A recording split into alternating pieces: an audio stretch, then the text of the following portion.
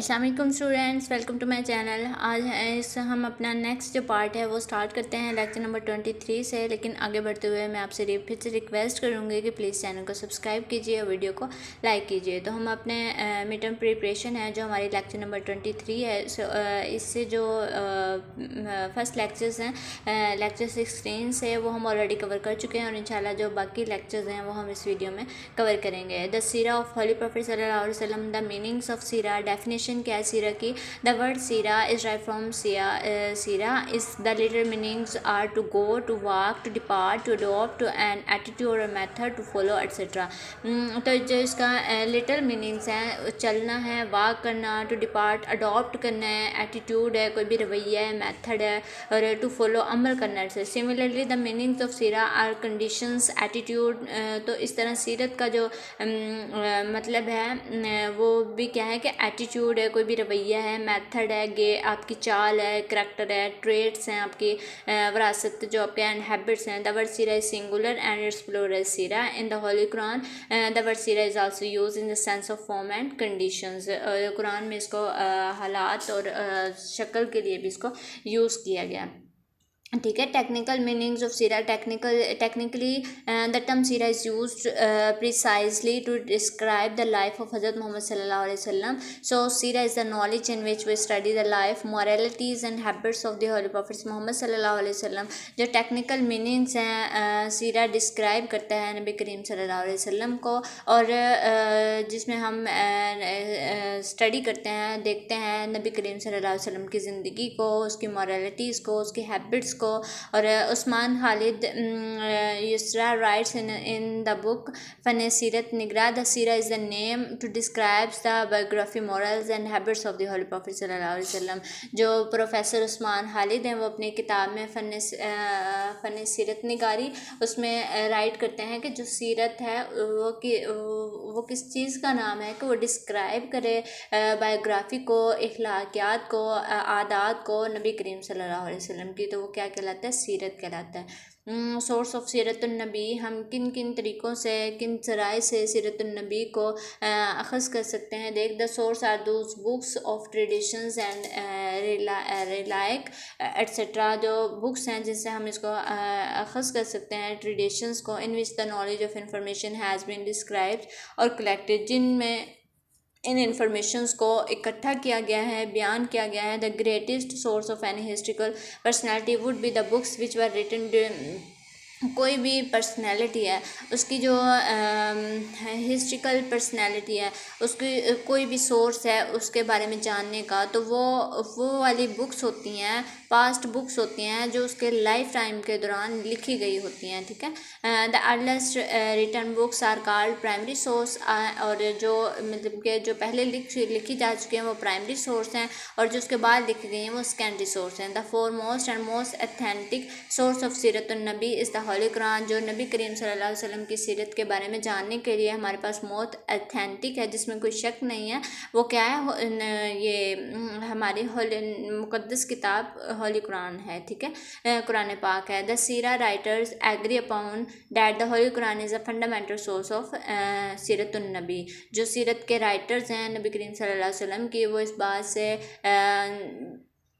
Agree हैं कि जो बुनियादी सोर्स है सीरतुन्नबी का वो होली कुरान है। द सोर्स ऑफ सीरतुन्नबी are also divided into two main categories, primary source और सेकेंडरी सोर्स। अब प्राइमरी सोर्स क्या होते हैं? द प्राइमरी सोर्स ऑफ सीरतुन्नबी आर इनलिस्टेड बिलो, जो मतलब के जो पहले किताबें लिखी जा चुकी थी। The holy Quran including the commentaries of holy Quran, तशरीहात, तफसीर के साथ, और अहादीस बुक कुरान पाक है और जिसकी तफसीर में किताबें लिखी जा चुकी हैं।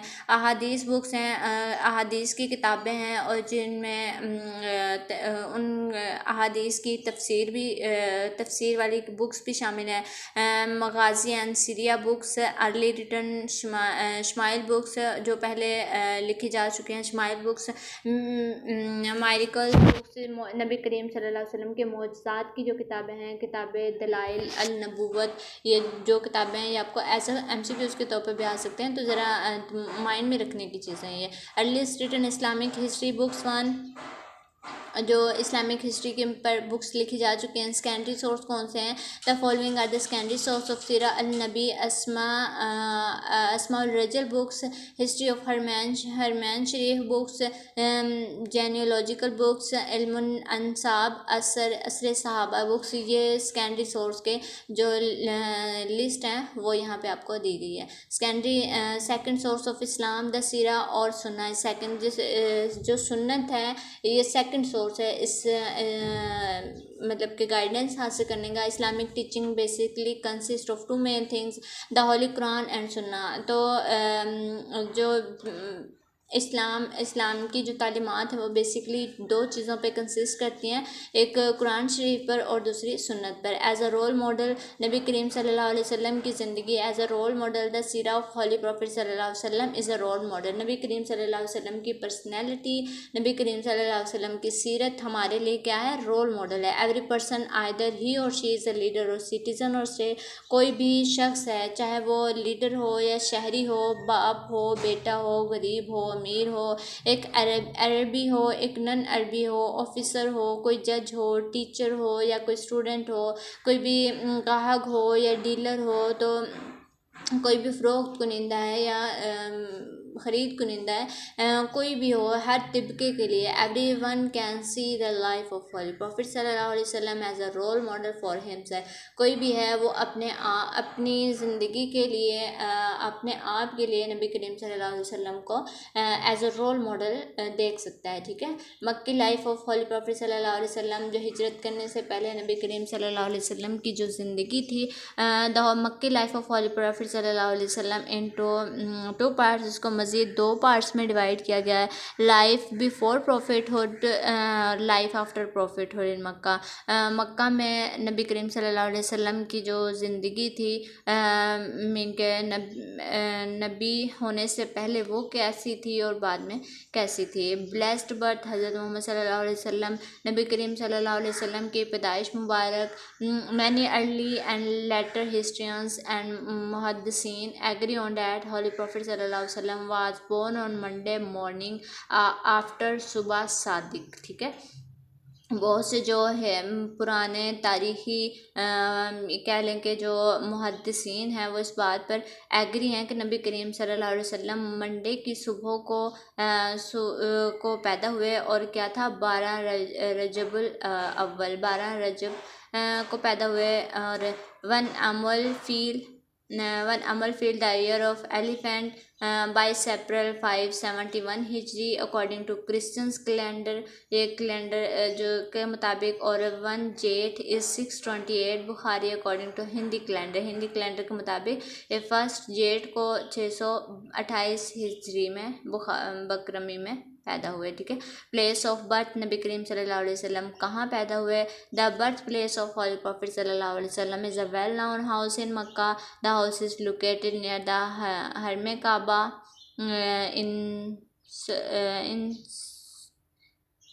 इन सक अल-लियाल। There is a public library at this place today, और अब वहाँ पे एक लाइब्रेरी है विच इज़ कॉल्ड मकतब मक्का एट मकरमा, जिसको अब मकतब मक्का एट मकरमा के नाम से जाना जाता है। The library was built by the late शेख अब्बास कतन with the permission of king जलालतुल मलिक अब्दुल अजीज़, जिसको बाद में डिज़ाइन किया गया किसकी परमिशन से? किंग जलालतुल मलिक अब्दुल अजीज़। नेम क्या है जी नबी करीम सल्लल्लाहु अलैहि वसल्लम का? हर शख्स अवेयर है इस बात से। द नेम मोहम्मद सल्लल्लाहु अलैहि वसल्लम is suggested by the grandfather के इस नेम को सजेस्ट किया नबी करीम सल्लल्लाहु अलैहि वसल्लम के, और अहमद जो नेम था वो रिकमेंड किया नबी करीम सल्लल्लाहु अलैहि वसल्लम की वालिदा माजिदा ने। The meanings and root word of Muhammad and Ahmad are almost the same. जो मीनिंग्स हैं मोहम्मद सल्लल्लाहु अलैहि वसल्लम और अहमद के, दोनों के सेम है। द नेम मोहम्मद सल्लल्लाहु अलैहि वसल्लम इज़ ड्राइव फ्रॉम हमद, ये हमद से ड्राइव किया गया। ये आपका क्विज भी बनता है। विच मीन्स टू प्राइज, इसका मतलब है तारीफ़। The meanings of Muhammad is one who is praised frequently and repeatedly. नबी करीम सल्लल्लाहु अलैहि वसल्लम का जो वर्ड है उसका मतलब है फ्रिक्वेंटली, मसलसल और बार बार उसकी तारीफ़ की जाए। ब्रेस्ट फास्टिंग फीडिंग क्या होता है जी? Breast feeding an infant is called रदत। जब कोई भी बच्चा दूध पीता है तो वो क्या कहता है, वो हिस्सा क्या कहलाता है? रदत कहलाता है। The real mother of holy prophet सल्लल्लाहु अलैहि वसल्लम हज़रत आमिना। एज अ क्वीज़ के तौर पर इसको माइंड में रखिएगा। और there were 6 foster mothers of Holy Prophet सल्लल्लाहु अलैहि वसल्लम in addition to the real mother। और जो 6 फोस्टर्स मदर्स थी जिनका नबी करीम सल्लल्लाहु अलैहि वसल्लम ने दूध पिया। मेड ऑफ हज़रत मोहम्मद सल्लल्लाहु अलैहि वसल्लम उम्मे ऐमन वाज आया। मेड थी नबी करीम सल्लल्लाहु अलैहि वसल्लम की जिन्होंने आप सल्लल्लाहु अलैहि वसल्लम की मतलब के केयर की। और इन मक्का में नबी करीम सल्लल्लाहु अलैहि वसल्लम की केयर की उन्होंने। The way in which profit सल्लल्लाहु अलैहि वसल्लम ग्रो, जब मोहम्मद सल्लल्लाहु अलैहि वसल्लम थे, जब किस तरह से वो उन्होंने ग्रो हुए। हज़रत मोहम्मद सल्लल्लाहु अलैहि वसल्लम was growing up in completely different way from all other children's इन हज़रत हलीमा सादिया हाउस। जब हज़रत हलीमा सादिया उनको वहाँ से ले आई थी तो बिल्कुल एक अलग तरीके से नबी करीम सल्लल्लाहु अलैहि वसल्लम बाकी बच्चों की निस्बत ग्रो कर रहे थे। ठीक है। द होली प्रॉफिट सल्लल्लाहु अलैहि वसल्लम started walking on his hand. उसके हाथों में उसने चलना स्टार्ट किया। And feet in the second month, और standing in the third month. दूसरे माह में नबी करीम सल्लल्लाहु अलैहि वसल्लम ने चलना स्टार्ट किया था और स्टैंडिंग मीन के फीट करना स्टार्ट किया था। और स्टैंड वो खड़े होना उन्होंने 3 माह की एज में उन्होंने खड़े होना स्टार्ट कर दिया था। Start walking with the sport, और मीन के स्पोर्ट के साथ पकड़ कर 4 साल की 4 माह में उन्होंने स्पोर्ट के साथ चलना स्टार्ट कर दिया था। और 5th मंथ में विदाउट स्पोर्ट के उन्होंने चलना स्टार्ट कर दिया था। ठीक है। द होली प्रॉफिट सल्लल्लाहु अलैहि वसल्लम began to speak in the 8th month, उन्होंने बोलना स्टार्ट किया था 8th मंथ में। और 9th मंथ में बिगन टू स्पीक इक्वल, मतलब विदाउट एनी रिस्ट्रिक्शंस या हेजिटेशन, मीन के बिल्कुल साफ बोलना स्टार्ट कर दिया था। डेथ ऑफ हज़रत आमिना। द होली प्रॉफिट सल्लल्लाहु अलैहि वसल्लम, जब नबी करीम सल्लल्लाहु अलैहि वसल्लम को हज़रत हलीमा सादिया से ले के आ रही थी हज़रत आमिना, तो उस वक्त हज़रत आमिना की जो है वफ़ात हुई। द होली प्रॉफिट सल्लल्लाहु अलैहि वसल्लम was travelled to Madinah with his mother and उम्मे ऐमन जो थी मेड थी नबी करीम सल्लल्लाहु अलैहि वसल्लम की at the age of 6 years. तब नबी करीम सल्लल्लाहु अलैहि वसल्लम की जो एज थी वो 6 साल थी। The main purpose of the journey is to visit the tomb of हज़रत अब्दुल्ला। हज़रत अब्दुल्ला जो थे नबी करीम सल्लल्लाहु अलैहि वसल्लम के वालिद थे the father of the holy prophet सल्लल्लाहु अलैहि वसल्लम। The name of Medina was Yathrib at that time. तब मदीना का जो नेम था वो यसरब था। तो आपसे ये भी पूछा जा सकता है कि मदीना का पुराना नेम या कदीम नेम क्या है, तो वही यसरब था। ठीक है। हज़रत Aamina stayed with the holy prophet सल्लल्लाहु अलैहि वसल्लम एट दारुन्निगा in Yathrib, visited the grave of हज़रत अब्दुल्ला। हज़रत अब्दुल्ला की कब्र पर को विज़िट किया उन्होंने। They stay in Yathrib was around about a month. वो 1 माह उन्होंने तकरीबन यसरब में स्टे किया। After that they intend to return to Makkah, और फिर उसके बाद वो मक्का की तरफ रवाना हुए। Arriving at the place of Abwa which is present between Makkah and Madinah, जो कि अबवा के प्लेस मकाम पर एक जगह है जो अबवा जो मीन के मक्का और मदीना के दरमियान में मौजूद है। सामना फील्ड वहाँ पे मतलब हज़रत आमना को बहुत शदीद बुखार हुआ और वो वहाँ पे उनकी वफ़ात हो गई। तो तब हज़रत आमना की उम्र जो थी 20 साल थी, और उनको अब्वा की जो हिल टॉप चोटी पर उनको दफनाया गया। तो फिर नबी करीम सल्लल्लाहु अलैहि वसल्लम उम्मे ऐमन के साथ मक्का की तरफ रवाना हुए और वो वापस आ गए। उम्मे ऐमन अपने मेड के साथ। Behind the reconstructions of Kaaba, Kaaba की रिकन्स्ट्रक्शंस जो हैं उनकी वजूहात क्या थी। The Kaaba was reconstructed in the prophethood era of in the prophethood era गया ऑफ हॉली प्रॉफिट सल्लल्लाहु अलैहि वसल्लम due to reasons which are नबी करीम सल्लल्लाहु अलैहि वसल्लम के दौर में खाना काबा की जो है वो रिकन्स्ट्रक्ट किया गया, रितामीर किया गया उसको। तो due to mistake of a woman, एक औरत की गलती की वजह से खाना काबा में आग लग गई थी, तो उससे कुछ नुकसान हुआ था, कुछ ख़राब हो गया, तो उसकी वजह से उसको दोबारा से रिकन्स्ट्रक्ट किया गया। The flood affected the Kaaba, सैलाब ने काबा को मुतासिर किया था। The walls were not high, जो वाल्स थी खाना काबा की वो ऊंची नहीं थी। Rather there was no roof on the walls of the Kaaba, और काबा हालांकि जो इनकी दीवारें थी उस पर कोई छत नहीं थी काबा की।